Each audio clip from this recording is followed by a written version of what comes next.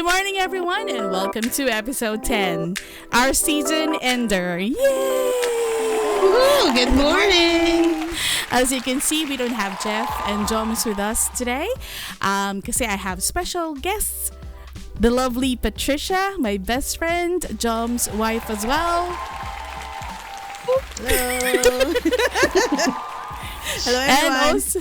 And also my lovely sister, Kate, Jeff's partner. Hey, partner. And I just wanted to I'm talking Jonathan.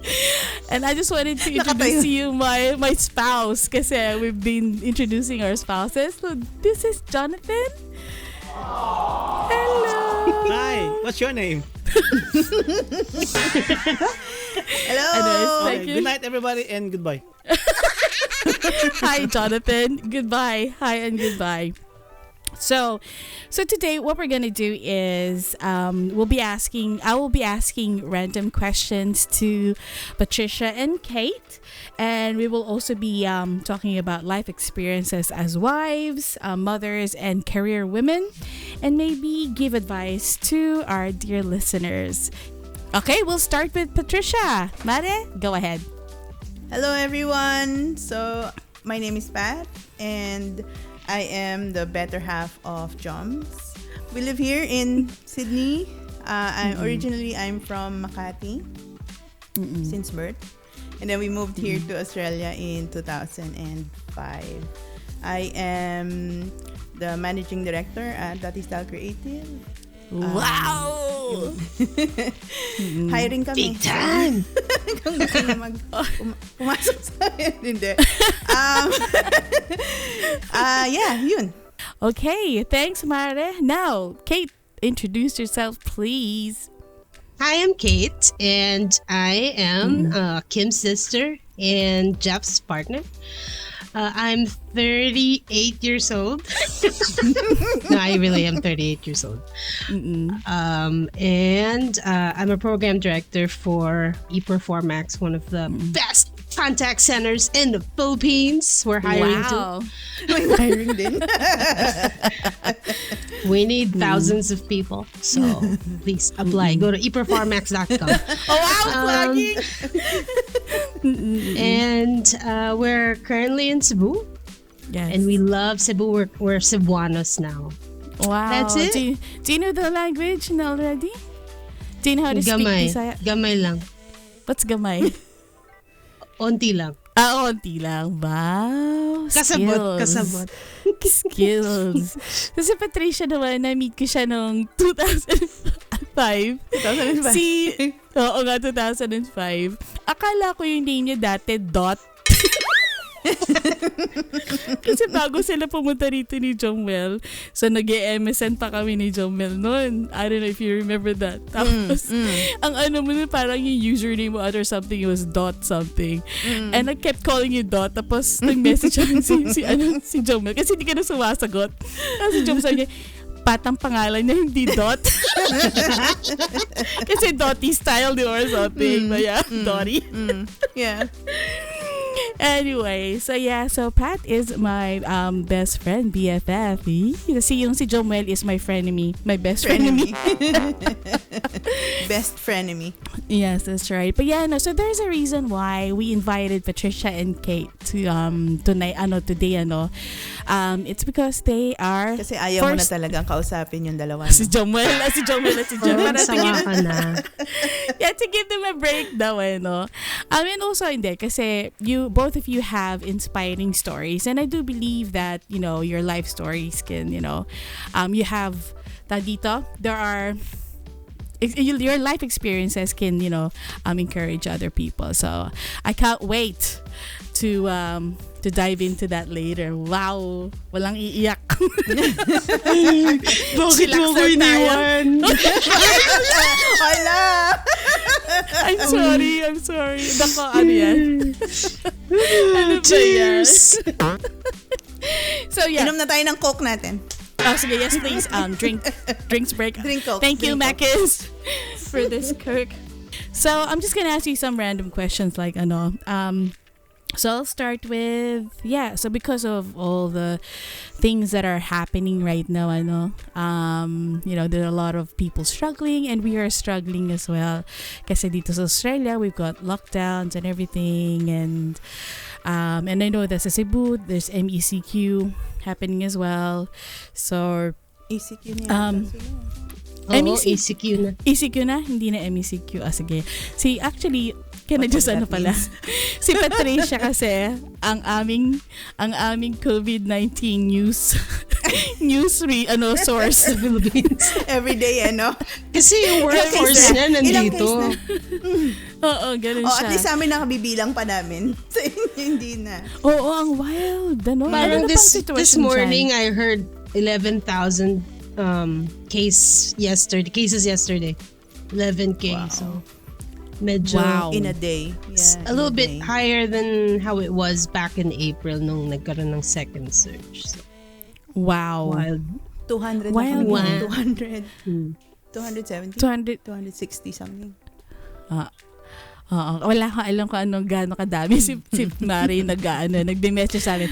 Ganito na kadami. Ganito na namatay. Ganito na ano na ba sitwasyon? Pwede ba tayo lumabas? Siya yung magsabi, no, 5 kilometers lang. No. Because inaantay ko kung kailan tayo matatapos dito sa lockdown O kaya nga, di ba nakakabato, di ba? Pag nandun tayo sa bahay lang. Kaya nga, so my first question is, what makes you smile? What makes you happy nowadays? We'll start with Kate.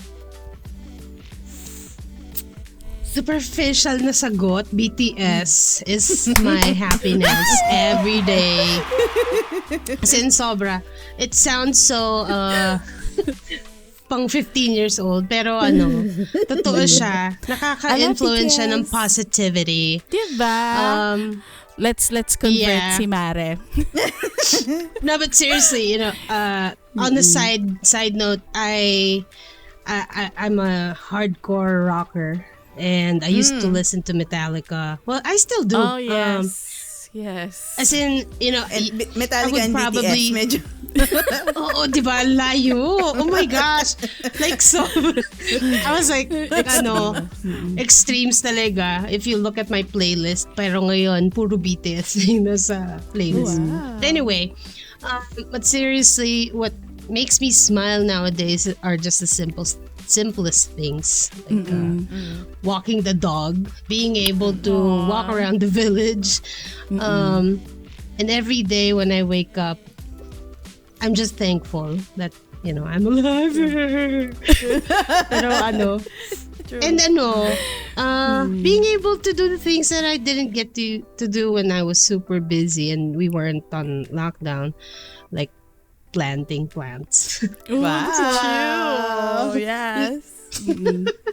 But Masarap naman talaga hindi ako yun. yung typical na hindi yung typical na plantita plants. I Huy, plant si gulay. Mare, nako crazy plantita yan. I know. I love her plants. Used to na Hindi. Used to, oo. Ayun, that's it. That's what makes me smile nowadays. Oh, that's good. Thanks, my loves. What about you, Mare? What makes you smile nowadays? Online shopping. That's good. That's my stress Kasi therapy. online shopping ka naman. Sabi ko nga I've never shopped online ever. I don't like shopping online kasi I like seeing what I buy and holding it before I buy Yes. it. Pero, desperate times call for desperate measures. So, ito naman si FB, talagang palagi akong sinuserve ng ads. Yung Facebook. Wala na akong magawa. Kung hindi, and then of course, being thankful na we are, the company is doing good. Yes. We've never been, super busy. As in super busy at the moment. And, we're very grateful that despite of, what's happening around us, we can still earn a living, and That's right. I think mas busy pa kami ngayon kaysa before the pandemic. So, that in itself is, Yeah, people are going online and building websites and stuff. Yeah, so it's very, very good in that sense. And then syempre online learning ngayon. So our daughter is here at home as well. School from home sila, and yeah, it's been good. It's good kasi she's at that age, she's 13, and she's at that age na hindi na namin kailangan siyang intindihin when she's studying. Yeah. So that's good. Yeah. And yeah, overall just really happy that we're safe, That's right. And I'm very happy that, you both of you are safe and are, na hindi kayo nagkakasakit. I'm very thankful for that as well. Yun nga yung sinasabi nga ni Kate kanina yung simplest things, you just appreciate it more now because na-magnify yung simple things because yung lahat ng busyness. Although we're busy at work, pero yung other things that make you busy other than work, nawawala because you can't really do anything. Then you just focus on whatever's around you at the moment. That's family. Family. Yes.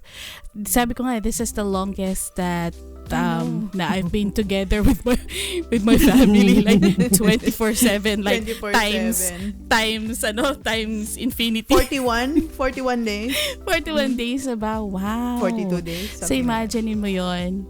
Pero I'm just thankful nga kasi the second lockdown dito sa New South Wales, my family, kami, Jelly, ako, si Jonathan, hindi na kami nagkakainisan. Kasi we you know what to expect. You learn to expect and what to do. You just and learn I'm just to glad. deal with it. Yes, that's right. And I'm just happy that, andito sa bahay, nakikita ko sila, they're good, they're, and we've learned how to, entertain ourselves as well.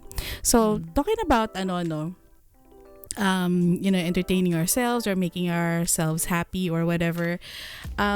So, what is self-love to you? Kasi nala ko BTS na naman to. Love yourself. Yung album nila kasi Love Yourself. Naalala ko si Kate. Anyway, so what is self-love to you, and how do you take care of yourself during this, very challenging times? I will start with Mare. Physically? Yeah, physical, mentally. Iba yung naisip ko eh. Wow. Teka lang Patnubay po. Ganun o PG, rated PG. Okay, please. Yun din ang naisip ko, pero siguro hindi yung tinatanong ni Kim. Teka, Mare, nagulat ako doon sa kamay eh. May kamay daw. Stage husband. Stage husband. Wait, umakit din dito si Jeff. Umakit siya, tapos sabi niya, yung mic. Ay nako, yan din ang sinabi sa akin ngayon lang, yung mic daw. Yung mic, kailangan doon ka. Yung mic. Nun. Tapat mo yung mic. Ganito ba? Ganyan ba? Kainin ko na lang. Ganon. Anyway. Ako naman pinalalayo nila ako sa mic. Oo nga, ikaw pinapalayo ka sa mic. Kasi anyways, tataas pa ako. Okay rin. Okay. Okay. Ako, how do I take care of myself at the moment? So, yun nga, ang hirap at the moment, to be honest. Ako, you know me, Mari, I like being active. I like, working out. I like, kasi superficial ako, totoo. Pero itong lockdown na to, it's hard because natapat siya sa winter, and during winter I hibernate, I hibernate, and then ngayong lockdown, so wala kang magagawa kung hindi kumain, so it's so hard. So you just have to really force yourself to do something, to be active. So I'm just waiting so what do you for do? Nagwo-walk kami at the moment. Nagwo-walk na lang kami. Hindi ko run. Walking at least minimum 5 kilometers. At the moment kasi Sofia, sumasama siya sa amin eh. Nagugustuhan niyang mag-walking din. So, ayun. And then, other than that, yung mga pampaganda, ganyan. Pampaganda ng skin. Nice. Yeah, because yun. Then pamparelax,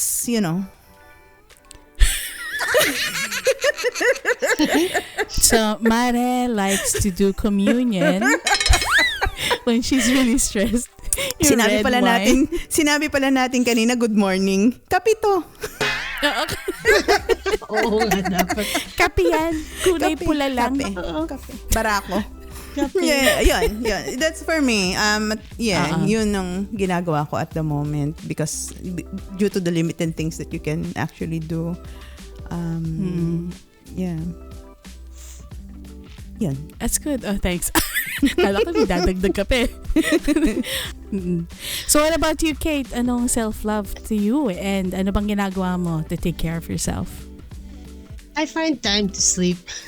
Rest is very important for me. Just the fact that I have time to sleep and rest is hot commodity right now. Ang hirap maghanap ng oras para magpahinga dahil pag nagtatrabaho ka, you're always busy, and in my line of work, I'm always on call. Doesn't matter if it's night or middle of the night or gano'n pa kaaga yan. I need to be ready and prepared to be at the beck and call of my boss or my clients. So just finding the time to rest and relax, sometimes just reset and not think about work helps a lot. It the time to de-stress and look at the plants and walk the dog. That's what I appreciate right now. Oh, that's good. That's good. So, when you reset, nakiklear din ang inyong mind mo, di ba?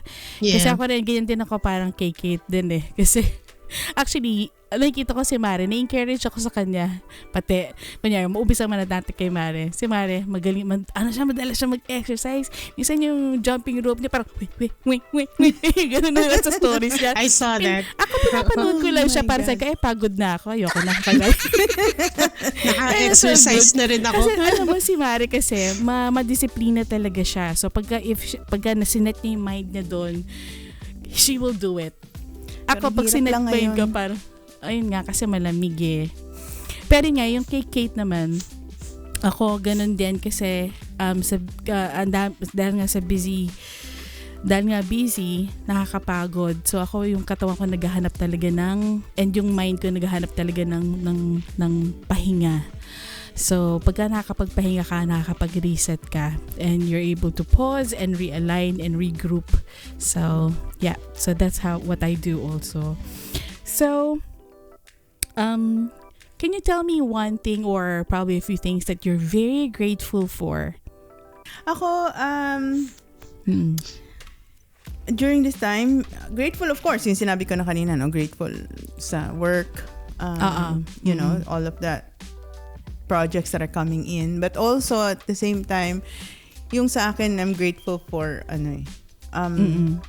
yung family sa Philippines that they are well.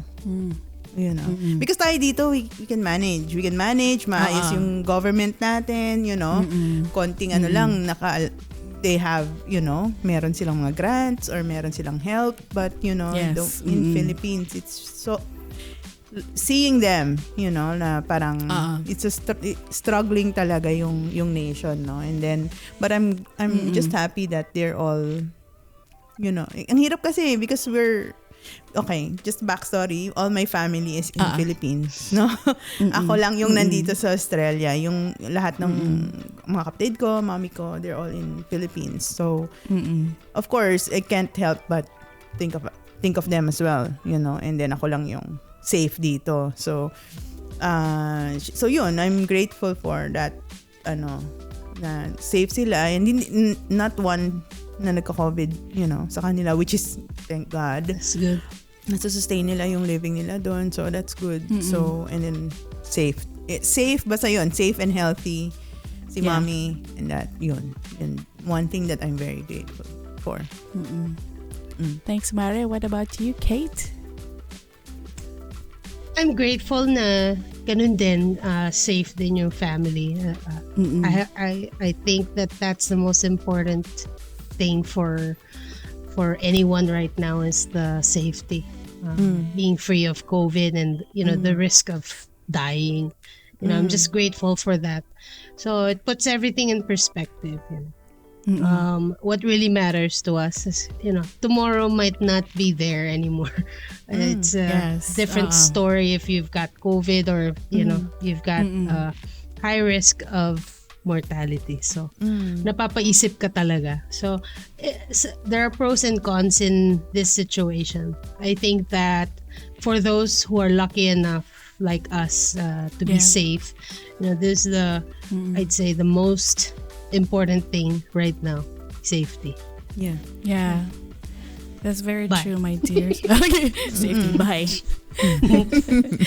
So, I'm gonna ask you also the question na sino ba or ano ba nakaka-inspire sa inyo right now? What inspires you or who inspires you at the moment? BTS!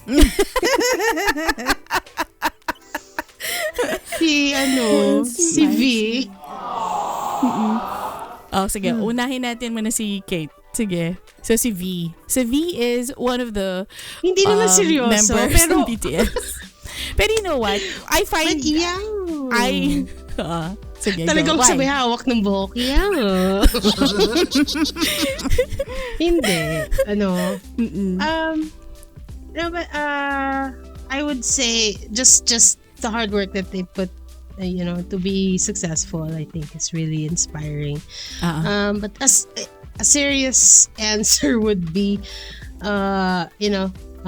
family, making sure everybody's safe and we're all together in this and we're helping each other out, supporting each other. I think that's already it's inspiration and motivation enough for me to do a lot better. Pero gusto ko talaga na maging kasing disiplinado at kasing galing ko ang BTS, ganyan. Hindi, sa totoo kasi very disciplined talaga sila, no? Very, fairness very naman good. talaga. We'll talk about BTS in a bit. What about you, Mare? Bye. Anong bye ka dyan? Papadalan ko si Ate Pat ng mga videos. Sige. Si Mare, siya yung isa sa mga taong nag-review sa akin ng K-drama. Sa totoo lang, ikaw at si Jelly. Di ba remember you were like, may mga, hindi, actually Asian, meron pang, yung F4. Meet Your Garden. Ayun. So, oh my gosh. Yeah. Bagong-bago yun Sabi ko sa kanya, ew. Tapos biglang napanood ko, maganda to Yun lang yata pero hindi yun Korean diba? Like Chinese. Taiwanese, I think they're. Oh. What about you, Mare? So who or what inspires you the most? To be honest yung totoo. Of course, I look up to a lot of people, no? Yung mga, mostly yung mga techpreneurs, that I look up to. Yes. Because yung line of work ko, di ba? Yan, sila Elon Musk, sila Jeff Bezos, yung mga ganyan. But,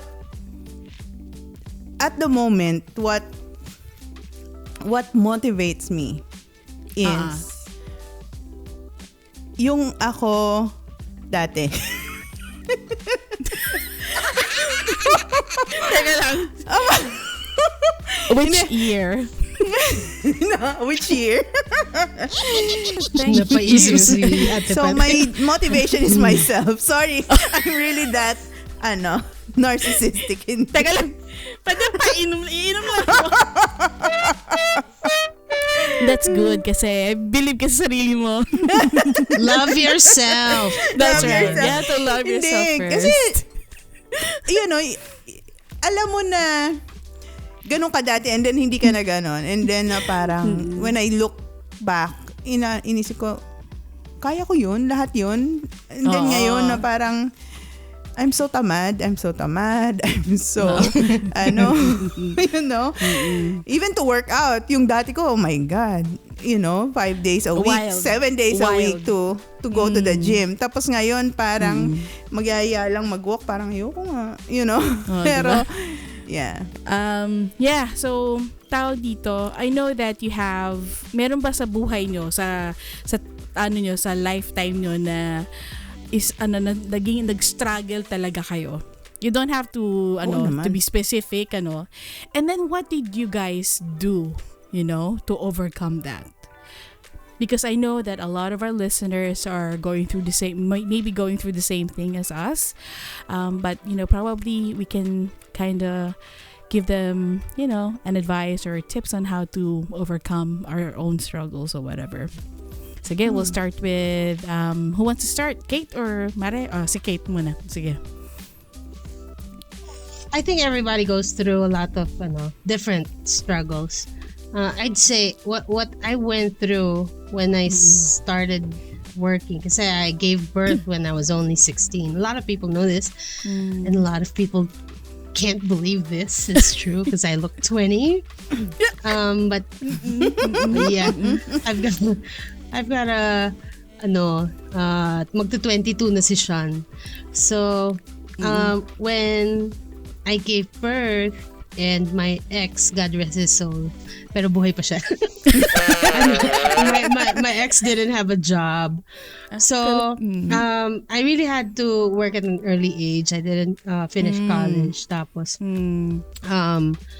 a few years of struggle there. But, you just really have to charge on and decide for yourself. Is this the kind of life that you want to live? It was, at that point, it was sad. Like parang, papasok dyan yung self-pity.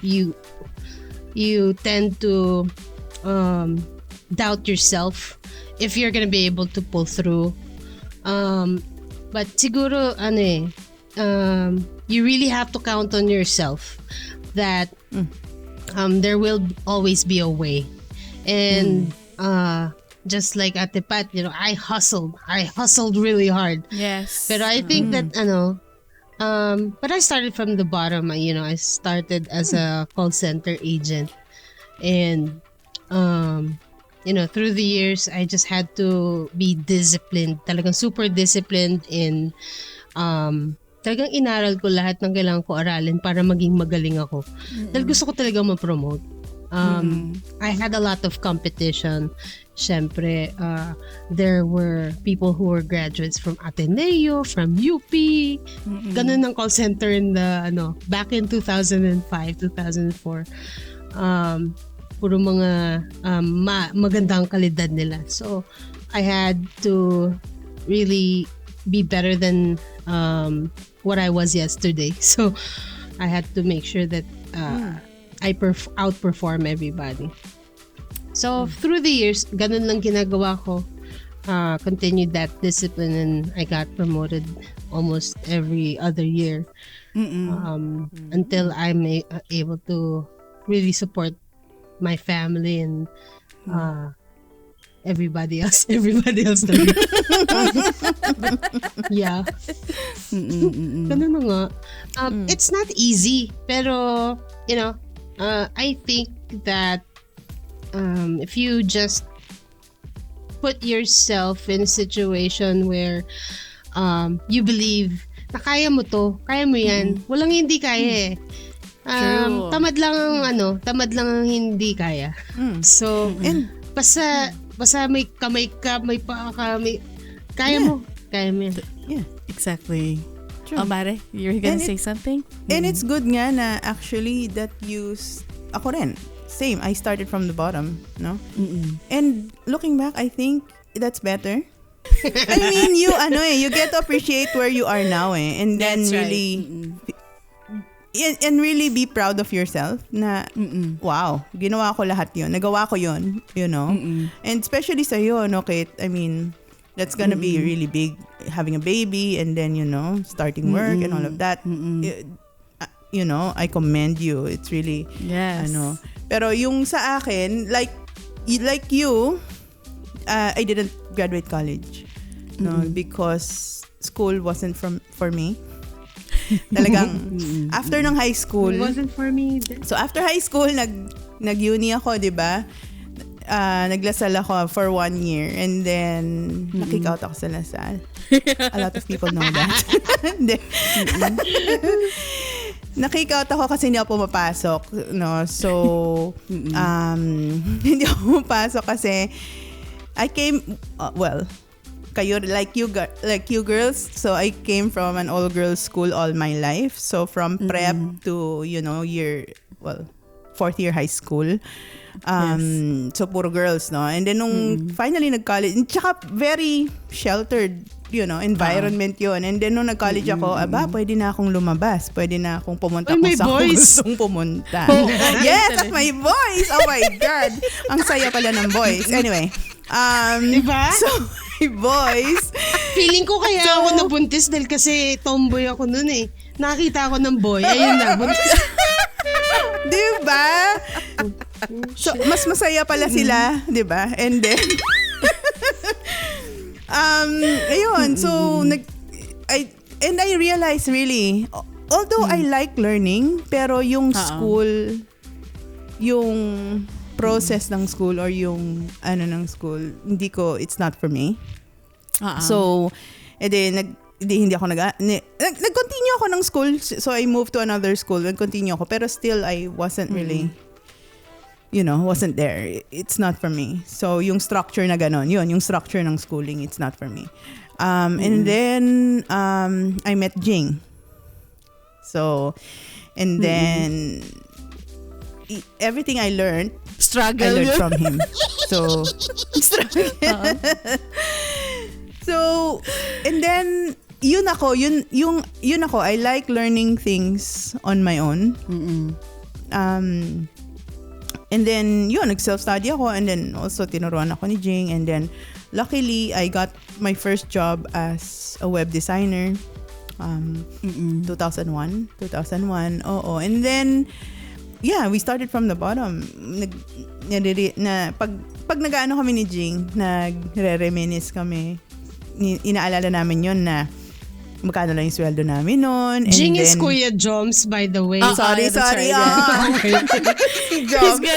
got so many names. Oo. Nag-reminisce kami ni Joms ng kung ano yung kinakain lang namin noon, like mostly migoreng or hindi pala migoreng nun sa Pilipinas. So, Lucky Me. Lucky Me and hotdog. Uy, kinakain ko pala ng Lucky Me, no? Oo, ngayon. Sarap naman eh.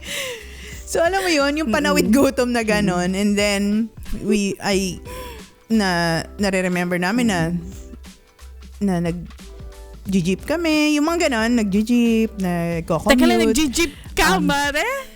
Ngayon, iba na yung jeep niya. Iba na yung jeep. Totoo, jeep na talaga. Naka-jeep ka pa rin naman ngayon. Jeep Wrangler. Oo. So, yung mga ganun, yung humble beginnings, you get to appreciate kung nasan ka ngayon eh. Pag meron ka nung struggles na yun. Natatandaan pa namin na umuutang pa kami dahil you can't make ends meet. Umuutang ka sa mga kaibigan mo para lang kumain ka ng McDonald's. So, parang ganun. And then, pag inisip mo yun ngayon, it's good, na naranasan mo yun para ma-appreciate mo where you are now. Hindi ka yung parang, anong tawag nila doon? Doon sa mga bata ngayon. Sorry. Privileged. Millennials. Ibang-iba. So, kaya may generation gap ngayon sa office. Parang, hindi rin nila maintindihan when I tell them. Pag talaga, millennial lang nabanggit, privilege ang una mong maiisip no? Bakit? Kasi nga very sila. Iba sila. Iba sila eh. They're handed. Iba kami. They grew up. Wow. They grew up with the internet na na everything's given straight away. All information andyan agad straight away. Pero tayo, we struggled, no? So, yun yung sa akin, yung struggle, iba yung for me, that's gusto ko yun impart syempre yun nga mahirap syempre pag ngayon may anak ka na, ayaw mo naman sila mag-struggle, di ba? Yun yung problema you don't really want them to struggle. So, ngayon hindi mo pwedeng sabihin sa kanila danasan nila yung nadanasan mo para because para saan ba lahat to? 'Di ba? Para saan ba lahat na we're working this hard for kanino?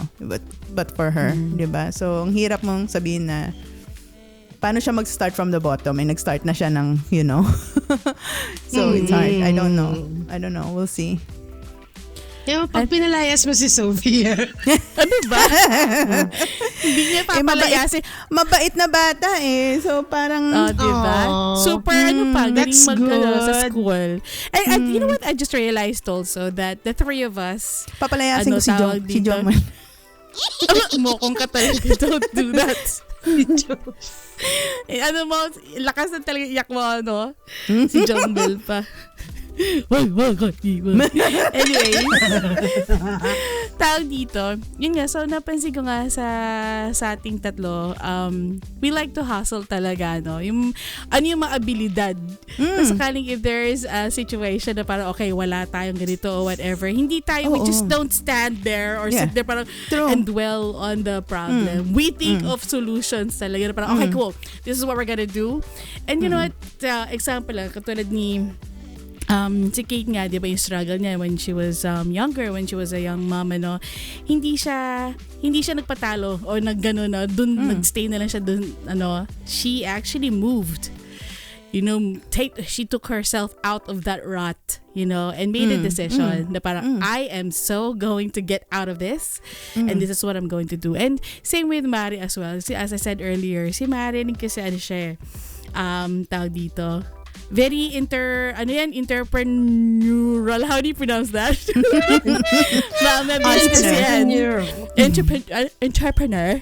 Entrepreneur. Si Mare, partner yan sa college dati, and also we had the plant play. Siya yung aking crazy plant lady. So, and siya, tapos ang dami niyang mga business ventures talaga, ganon dati na hindi siya yung para bang stagnant lang. Parang ikaw rin, Kate, na you always move. You always like, okay, this is what we're gonna do. Sayang ang buhay, di ba? Exactly. If you just stop. Yun ang inaano namin ni Joms na parang, kunyari ngayon, even if we're still busy. Anyway, we're still busy doing a lot of things other than office, other than work. So meron kami mga binubuo ng mga YouTube channels, like and subscribe. But I mean, kasi life is short to just, do nothing. So, sayang. Sinasabi, ang paborito namin sabihin ni Joms is, we will sleep when we're dead. Tsaka na matulog, magpatay ka na. I mean, just do whatever you can now. Tsaka kasi, tatanda ka and then you won't be able to do much, Ngayon pa nga lang, yung sinasabi ko, di ba, tinatamad na ako. Dahil tumatanda na ako, tinatamad na ako. But, yeah.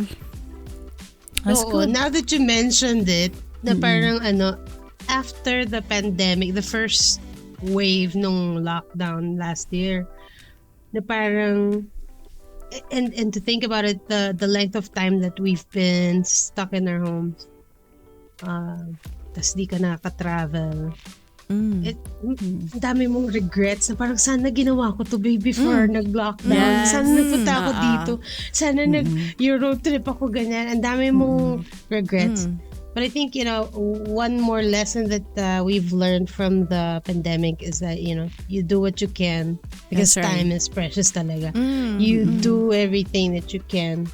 And don't take people and your time for granted kasi lapit pala sa mic kasi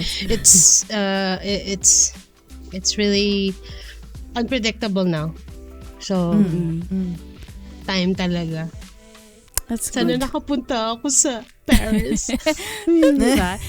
Sila Mari nga hindi nga madalas mag-travel yung mga yan, hindi nga yung makapag-travel. Ako hanggang lang, local lang ako eh.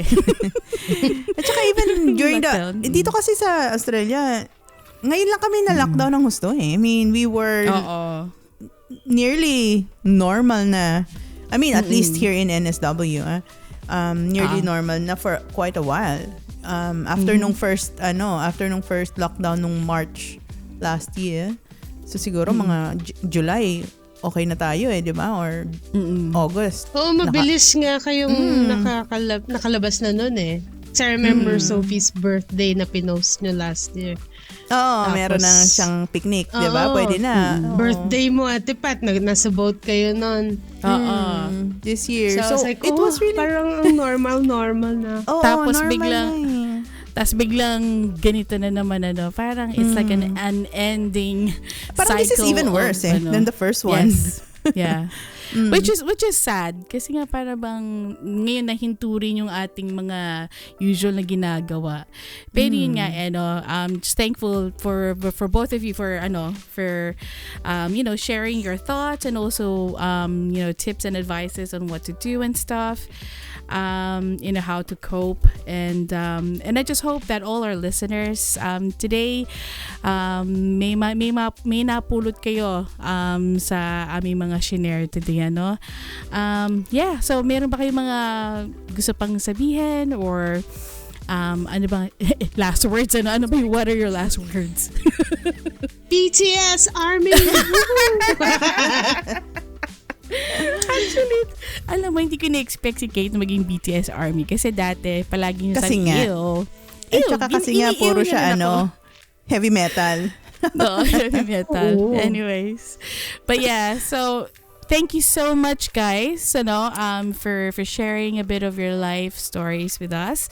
And it's very inspirational talaga. You guys have been through a lot and I've seen both of you grow. Bakit kami lang yung tinanong mo pero hindi mo sinagot yung ibang questions for yourself? Kasi alam mo kung bakit? Kasi sinabi ko niya sa nung previous episodes. Essentially, well, tonight is really about you guys. So we're championing both of you and kasi sawaan na sa akin yung mga tao. Puro mga nonsense yung mga sinasabi. No, but you know what? Kasi probably malimit din sa kaalaman ng tao na two of you are two of the most important people in my life. So bakit mo ko iniwan? And alam mo, to explain ko lang sa mga tao bakit ganyan ang sinasabi ni Kate. Kasi another story na lang yun. But kasi naiwan kailangan namin uminom na kailangan namin iwan si Kate sa Pilipinas. So kaming dalawa lang ng kapatid ko na si Karen ang nagpunta rito sa Australia kasi they deserted me. Petition. No. Abandoned me.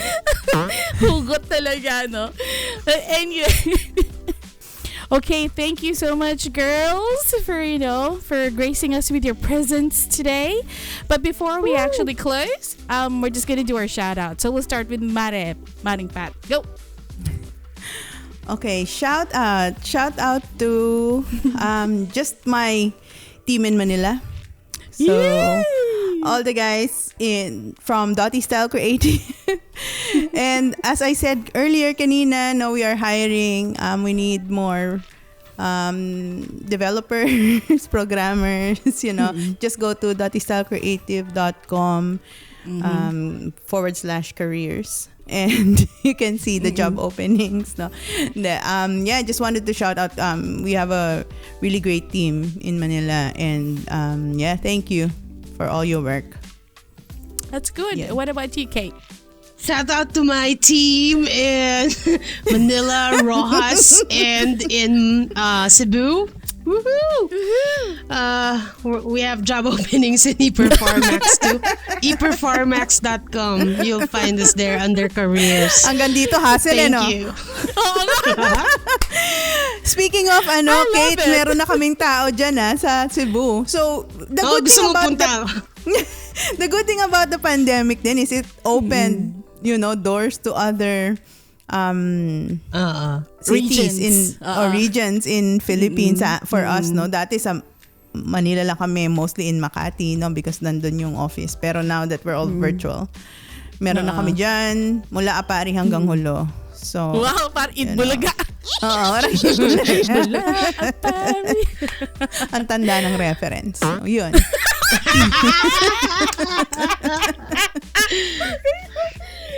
Bad trip. alam na ang age natin. Oo nga. O, ba't hindi ko nga sinabi student canteen eh? Hindi ko nabutan Champoy. yun. Wow. Sinasabi mo na. Ay, hindi talaga. Wow.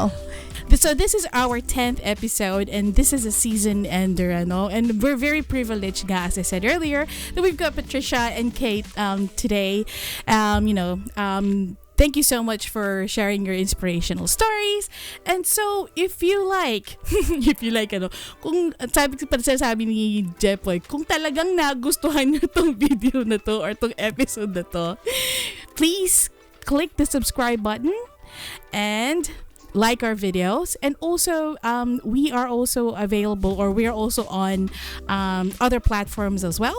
We are also on Google Podcasts and also on Spotify. So see you again in our next episode. Bye, Thank guys. you for having us. Yeah. Bye. Thank you. Bye. BTS Army! What?